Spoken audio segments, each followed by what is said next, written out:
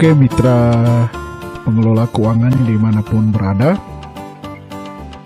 pada tutorial kali ini kita akan mempelajari tentang penatausahaan belanja tidak terduga, penanganan dampak penularan COVID-19 oleh perangkat daerah pengusul RKB. Jadi sistem requirement yang sudah dirilis oleh BPKP seperti pada layar.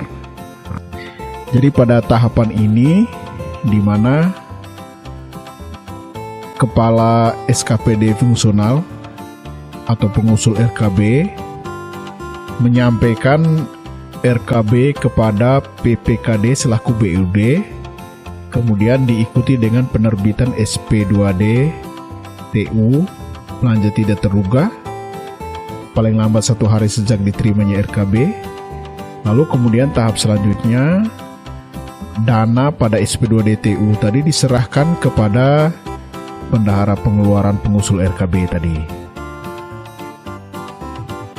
Lalu setelah diterbitkan SP2D secara langsung kepada pengusul RKB, pada PPKD dan juga perangkat daerah pengusul RKB itu diikuti dengan penjurnalan.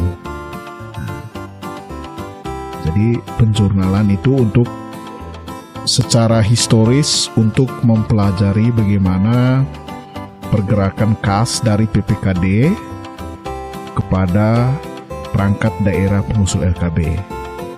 Jadi untuk sistem requirement aplikasi Simda Keuangan versi 27014 R1 itu disiapkan secara khusus untuk penatausahaan belanja tidak terduga, penanganan dampak penularan COVID-19. Jadi seperti kita ketahui bahwa belanja tidak terduga hanya dianggarkan pada Badan Keuangan Daerah selaku PPKD, terus diajukan melalui mekanisme TU, dengan ketentuan bahwa TU berikutnya dapat diajukan kembali tanpa menunggu pertanggungjawaban TU sebelumnya selesai, dan untuk realisasi anggaran TU nihil tetap harus dibuat. Jadi TU nihil dibuat per masing-masing TU.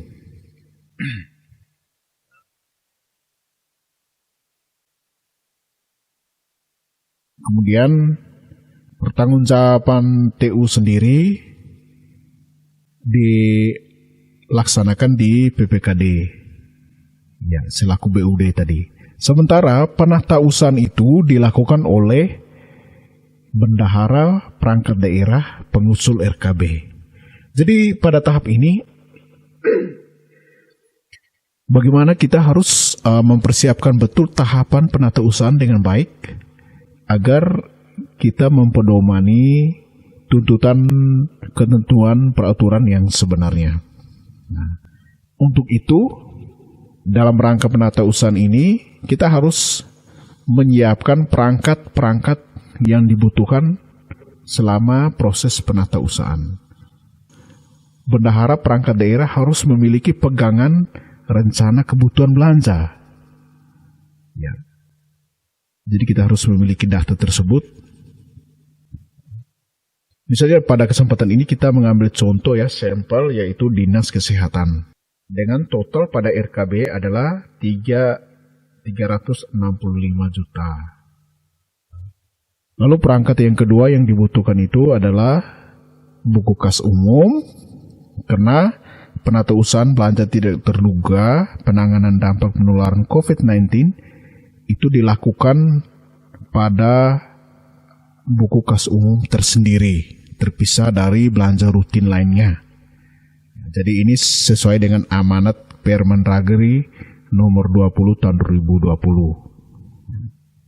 Jadi selain buku kas umum, kita juga harus memiliki buku pembantu kas dengan format seperti pada gambar.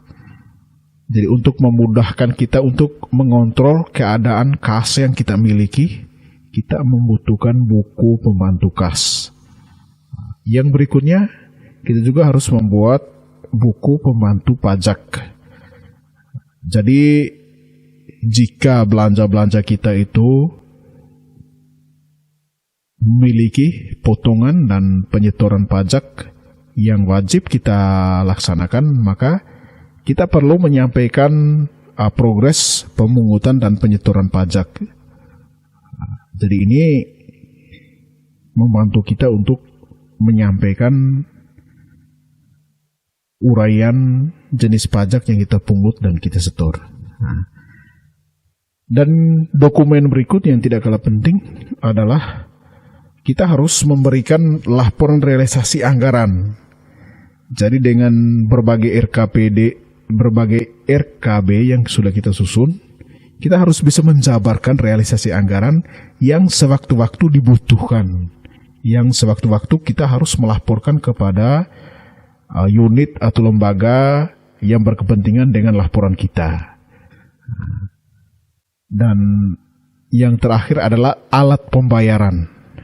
Jadi untuk dampak penularan COVID ini, belanja tidak terduga itu ditata usahakan oleh pengusul RKB. Untuk itu, kita tidak bisa melakukan pembayaran dengan SBP Simda seperti yang kita lakukan seperti biasa pada belanja rutin.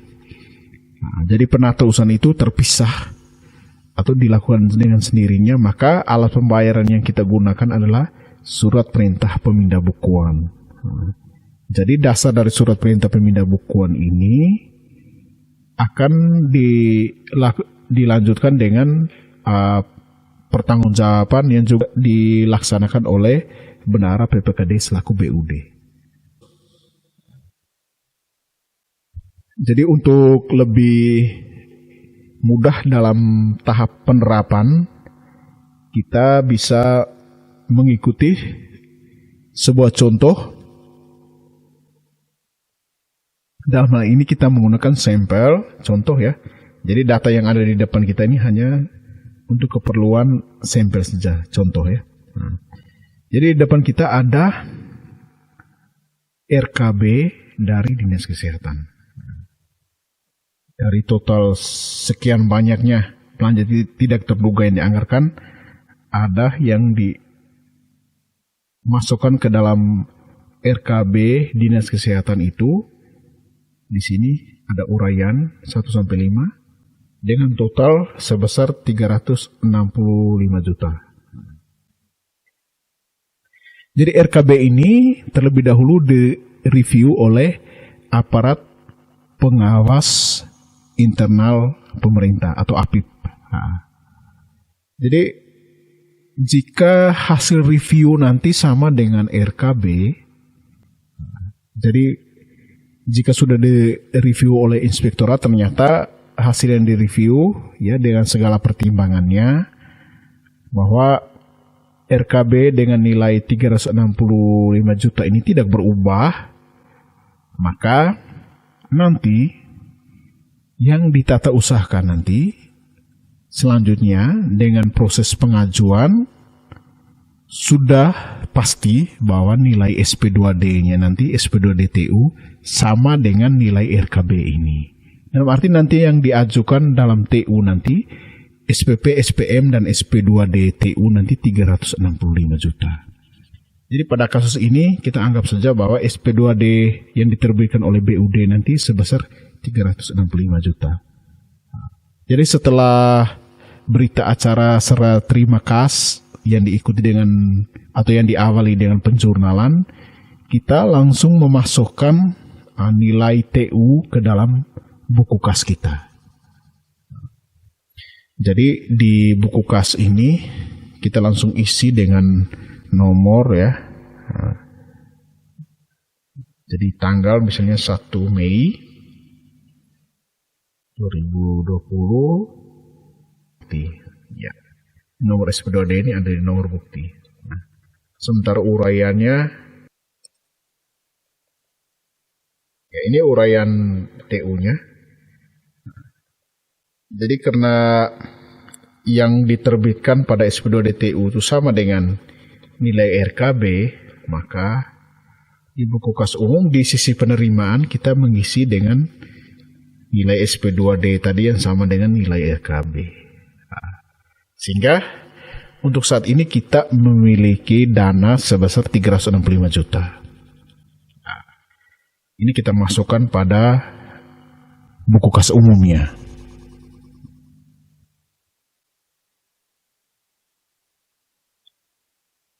Jadi selanjutnya juga uraian yang sama kita juga perlu masukkan pada buku bantu.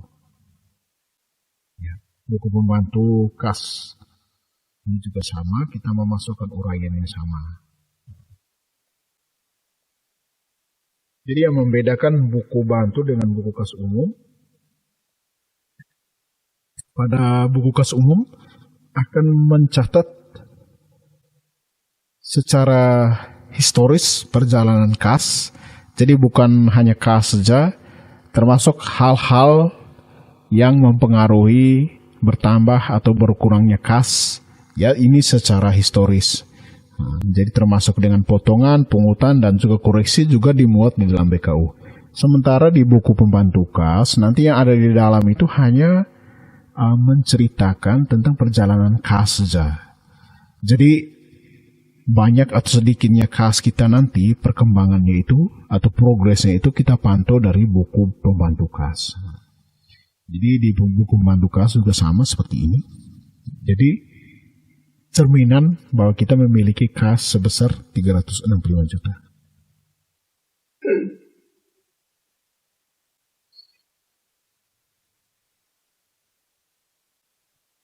Baik, selanjutnya setelah ada penerimaan seperti ini, diikuti dengan tagihan-tagihan pembayaran dari HBTT ini, kita pun langsung memuat ya transaksi atas tagihan tadi di dalam BKU.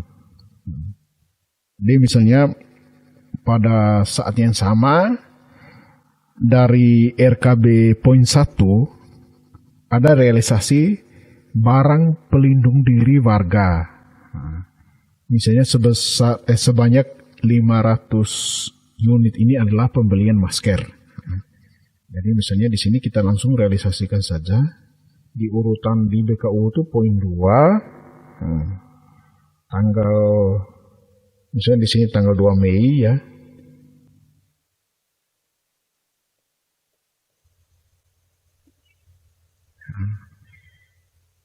Di sini 001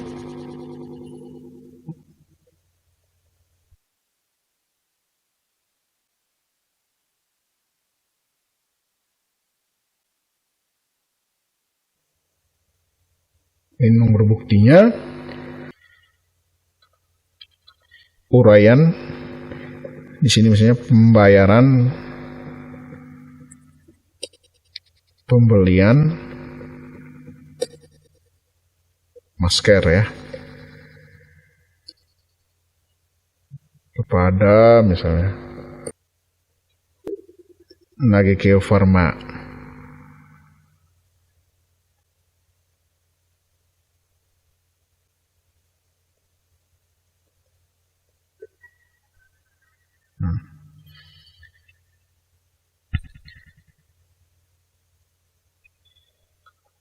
Jadi di sini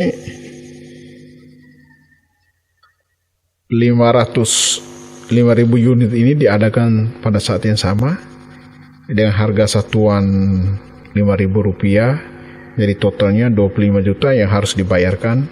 Maka di sini pengeluarannya kita isi 25 juta.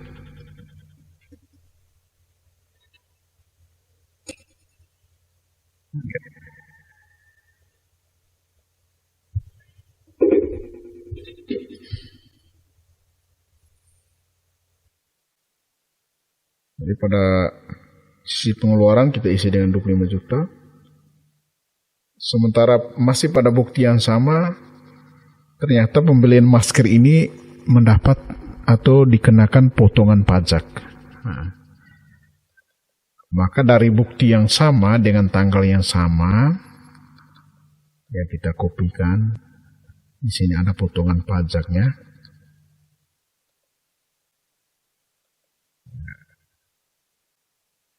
Ataupun jika buktinya tidak perlu dicantumkan juga, tidak masalah.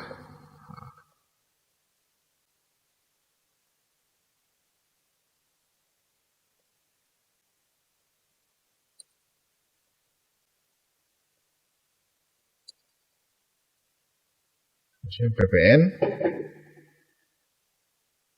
Di sini pada sisi penerimaan kita isi dengan misalnya pajaknya sebesar 2 juta rupiah.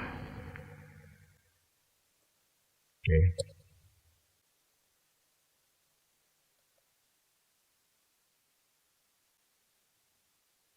Jadi sini transaksi pemungutan pajak ini sama dengan nomor BKU, jadi kita kosongkan saja.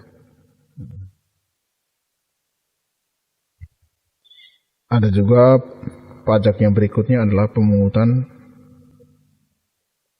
PPh 22 misalnya. Misalnya di sini 500.000 besar PPh-nya. Oke.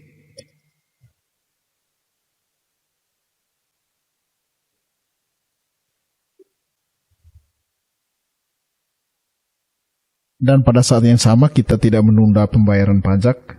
Selanjutnya kita langsung melakukan penyetoran pajak. Untuk itu ada nomor buktinya tersendiri. Jadi ini akunnya ya, transaksinya tersendiri. Maka di sini kita isi dengan nomor berikutnya, misalnya 002. Ini untuk penyetoran pajaknya.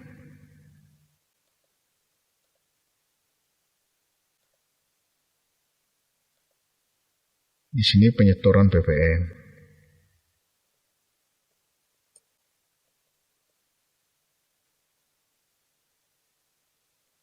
Jadi penyetoran PPN kita isi di kolom pengeluaran. Di sini jadinya 2 juta.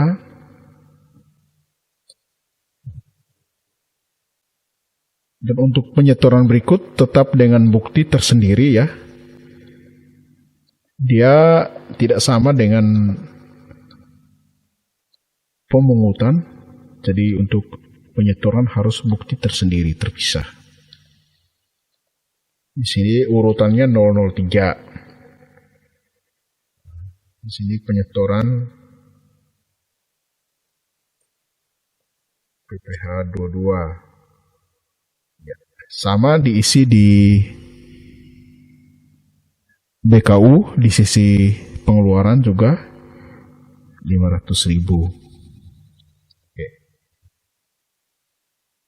Jadi secara historis yang diungkapkan di buku kas umum cukup lengkap pembayaran bruto dan juga potongan dan penyetoran pajaknya. Jadi di buku kas umum, di buku kas pembantu atau buku pembantu kas, kita harus memasukkan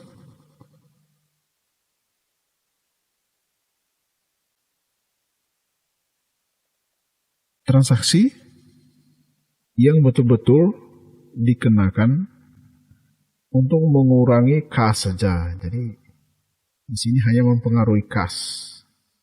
Mohon maaf ya, di sini nomor bukti.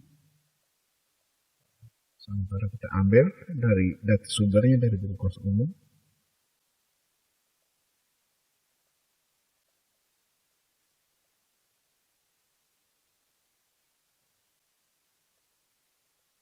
Nomor 2 Mei.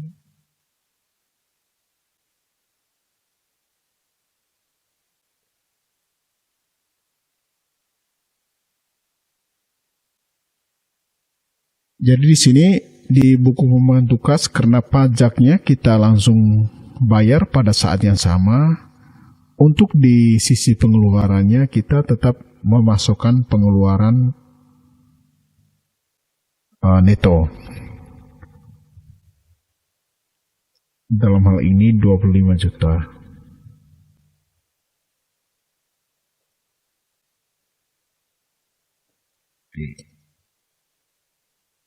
Ini buku pembantu kasnya seperti ini.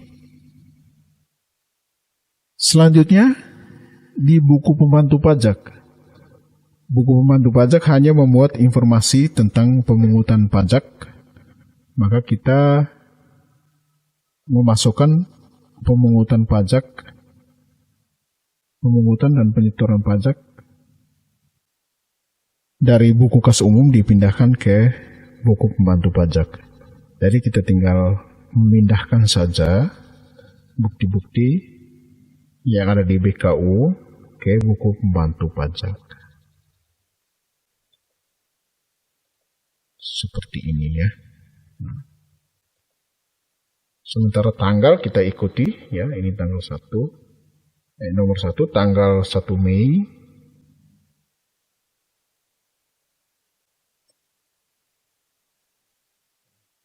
Nomor bukti tadi yang pertama seperti di nomor BKU. Nomor 1 juga dimasukkan dalam nomor bukti pemungutan pajak.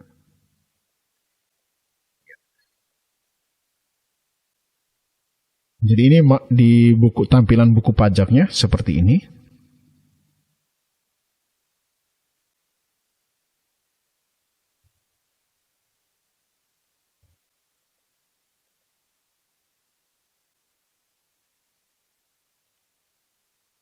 Selanjutnya untuk alat pembayaran nanti setelah kita memasukkan pembayaran ini pada BKU, buku pembantu kas, dan buku pembantu pajak, kita merealisasikan pembayaran ini misalnya dilakukan secara non tunai, maka kita pembayaran pada atau uraian transaksi pada buku kas umum dilengkapi, misalnya ini dilakukan secara non tunai kepada UD Nagekeo Pharma,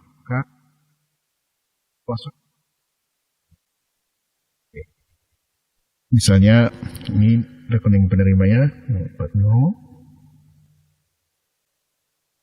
02 05.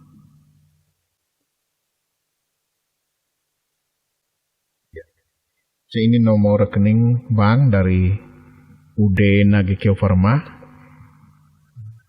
banknya ya, kita isi dengan nama bank NTT cabang Baring misalnya. Maka secara non tunai uraian pembayaran yang kita masukkan pada surat perintah pindah buku adalah sebagai berikut.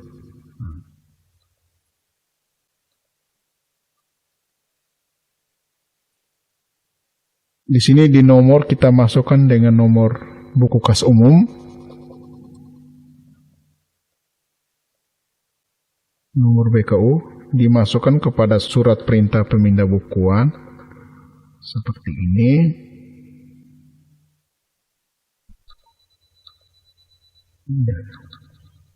Ini baik tanggalnya 1 Mei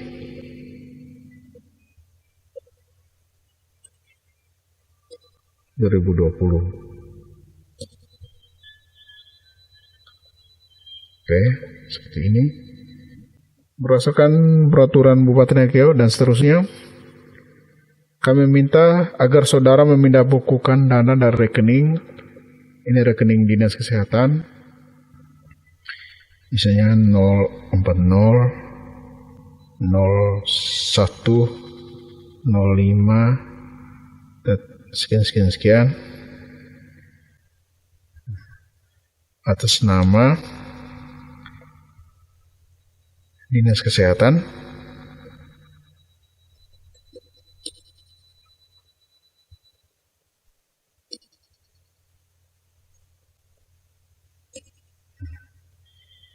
ini pembayaran bruto. Di sini diisi dengan angka seperti tagihan tadi, misalnya di sini 25 juta. Oke, ada terbilangnya. PPN-nya tadi 2 juta.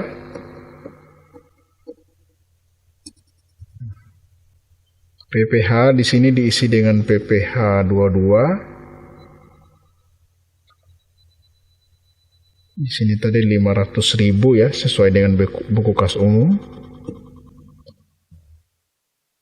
FK lainnya tidak ada, maka total potongannya 2.500.000. Sehingga pembayaran bersih nanti yang langsung ke pihak ketiga hanya 22.500.000.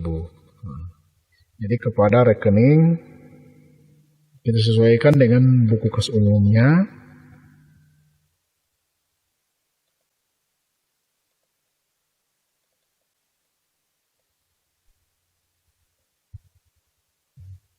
Nama bank, nama rekening, misalnya di sini UD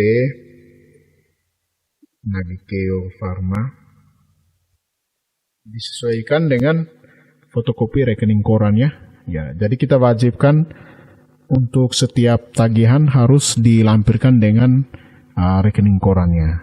Jadi untuk mencegah kesalahan transaksi. Pada bank di sini bank NTT cabang Bai. Untuk keperluan kita sesuaikan juga BKU pembayaran pembelian masker kepada UD Nagikeo Pharma. Ini diisi di sini keperluannya.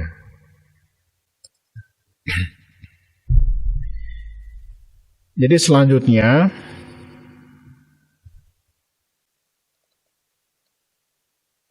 kita melakukan print out ya.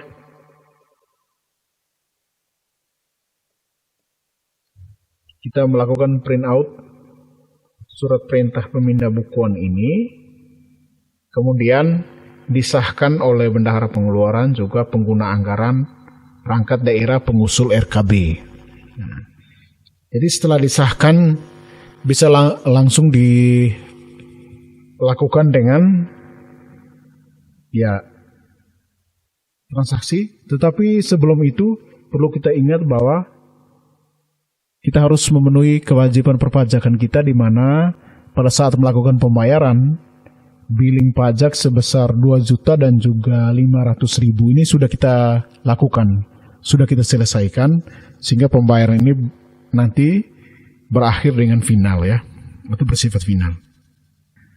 Untuk pilihan transaksi silakan kita melakukan pemilihan sesuai dengan sumber daya yang ada, bisa dengan teller atau bisa juga cara yang paling mudah secara real time, yaitu kita menggunakan CMS Bank NTT. Ya. Ini untuk alat pembayaran. Selanjutnya kita akan masuk ke kertas kerja realisasi penggunaan dana. Setelah transaksi ini sudah dilaksanakan, maka kita langsung memasukkan transaksi ini pada realisasi penggunaan dana. Kertas kerja realisasi penggunaan dana. Di sini kita isi dengan dinas, dengan perangkat daerah kita.